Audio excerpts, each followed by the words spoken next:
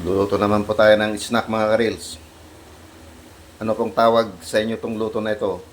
Oh, kamote ito kamote. Yan. Lalagay pa tayo ng sesame seeds ulit mamaya. Snack po ito mga karils, snack.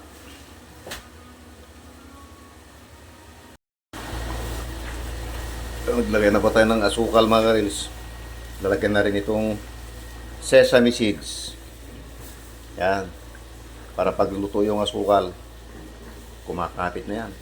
Kapit na kapit ang taong nagigipit. Yan. Mga karils.